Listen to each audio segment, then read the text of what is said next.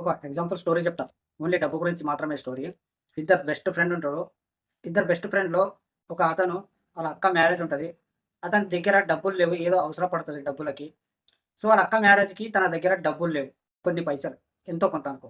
తన best friend ఏం చేశాడంటే తన కష్టాన్ని చూడలేక, తన బాధని చూడలేక తన బెస్ట్ ఫ్రెండ్ తనకు డబ్బులు ఇచ్చేస్తాడన్నమాట. ఇంట్రెస్ట్ అడగలే, ఏమి అడగలే, అసలు ఇలా నువ్వు ఇస్తావా లేదా అని అడగకుండా తన దగ్గర ఉన్న డబ్బులు అతనికి ఇచ్చేసాడు. తర్వాత కొన్ని రోజులు అయ్యింది. పెళ్లి అయ్యింది. అంతా అయింది ఓకే. బట్ ఇతను ఇచ్చిన డబ్బులు రిటర్న్ ఇవ్వాలా లేదా? ఇంట్రెస్ట్ కాకపోయినా సరే ఎంత ఇచ్చిండు అంతే ఇవ్వాలా లేదా? ఇవ్వలేదు. సంవత్సరాలు గడిచిపోయినాయి.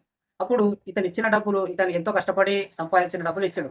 సో, ఇతను ఇవ్వకపోతే తను అడగలేక అడిగితే ఏమవుతాదో లేదా ఫ్రెండ్‌షిప్ ఖరాబ్ అయితదని మనసులో పెట్టుకొని ఆ ఫ్రెండ్‌షిప్ అనేది ఏమనకుండా మాట్లాడకుండా సైలెంట్‌గా ఉన్నాడు. అంటే తన లోపల తనే కుంగిపోయి తనకు మాట్లాడకుండా ఉన్నాడు. అంటే ఇప్పుడు ఫ్రెండ్‌షిప్ ఖరాబ్ అయినట్టే కదా! సో, ఇచ్చిన అతను రెస్పెక్ట్ తోటి అడగట్లేదు. ఫ్రెండ్‌షిప్ ఖరాబ్ అయితది అన్నట్లు అడగట్లేదు. కానీ నీకు తెలవదు కదా! తీసుకున్న వాళ్ళు